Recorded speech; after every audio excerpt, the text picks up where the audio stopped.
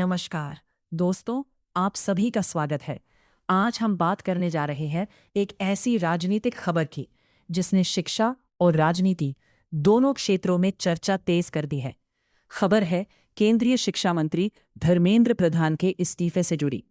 लेकिन किसी भी बड़े राजनीतिक घटनाक्रम को समझने के लिए केवल इस्तीफे की खबर सुनना पर्याप्त नहीं है। हमें ये समझना होगा कि मामला क्या है, इसके पीछे की राजनीतिक परिस्थितियां क्या हैं, छात्रों और आम लोगों पर इसका क्या प्रभाव पड़ सकता है और आगे सरकार की ओर से क्या कदम उठाए जा सकते हैं। आज की इस विशेष चर्चा में हम इन्हीं सभी सवालों पर विस्तार से बात करेंगे। सबसे पहले ये समझना जरूरी है कि शिक्षा मंत्रालय देश के सबसे महत्वपूर्ण मंत्रालयों में से एक है। देश की शिक्षा नीति उच्च शिक्षा, केंद्रीय विश्वविद्यालय दोनों क्षेत्रों में है। केंद्रीय विश्वविद्यालयों और कई राष्ट्रीय स्तर की परीक्षाओं से जुड़े महत्वपूर्ण फैसलों में इस मंत्रालय की बड़ी भूमिका होती है। इसलिए अगर शिक्षा मंत्री के पद से इस्तीफे की खबर सामने आती है, तो स्वाभाविक रूप से इसका राजनीतिक और प्रशासनिक महत्व काफी बढ़ जाता है। लेकिन यहाँ एक महत्वपूर्ण बात है। किसी भी मंत्री के इस्तीफे को लेकर सोशल मीडिया पर कई तरह की बातें तेजी से फैल सकती हैं। इसलिए हमें अफवाह और आधिकारिक जानकारी के बीच अंतर समझना जरूरी है।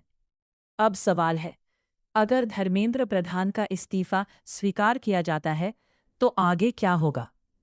सबसे पहले सरकार को यह तय करना होगा कि शिक्षा मंत्रालय की जिम्मेदारी किसे दी जाए। प्रधानमंत्री और सरकार के स्तर पर नए मंत्री के नाम पर फैसला लिया जा सकता है। जब तक नया पूर्णकालिक मंत्री नियुक्त नहीं होता, तब तक मंत्रालय का काम किसी अन्य मंत्री को अतिरिक्त जिम्मेदारी देकर चलाया जा सकता है। अब बात करते हैं शिक्षा व्यवस्था की। भारत में करोड़ों विद्यार्थी स्कूल और कॉलेजों में पढ़ाई करते हैं। प्रतियोगी परीक्षाओं की तैयारी करने वाले लाखों छात्र भी केंद्र सरकार के शिक्षा मंत्रालय से जुड़े फैसलों पर नजर रखते हैं। नीट, जेईई और दूसरी राष्ट्रीय परीक्षाओं को लेकर छात्रों की चिंताएं पहले भी सामने आती रही हैं। परीक्षा व्यवस्था में पारदर्शिता, परिणाम, पेपर लीक जैसी शिकायतें और परीक्षा केंद्रों की व्यवस्था जैसे मुद्दे विद्यार्थियों के लिए बेहद महत्वपूर्ण हैं। इसी वजह से शिक्षा मंत्रालय में होने वाला कोई भी बड़ा बदलाव छात्रों के बीच चर्चा का विषय बन जाता है। अब हम बात करते हैं राजनीतिक पक्ष की। विपक्ष अक्सर सरकार से जवाबदेही की मांग करता है। अगर शिक्षा व्यवस्था से जुड़ा कोई बड़ा विवाद सामने आता है, तो विपक्ष संबंधित मंत्री की जिम्मेदारी तय करने की मांग कर सकता है। दूसरी तरफ सरकार की ओर से ये कहा जा सकता है कि शिक्षा व्यवस्था को बेहतर बनाने के लिए लगातार सुधार किए जा रहे हैं और इसी एक घटना के आधार पर पूरे सिस्टम का मूल्यांकन नहीं किया जाना चाहिए। यही लोकतंत्र की खासियत है।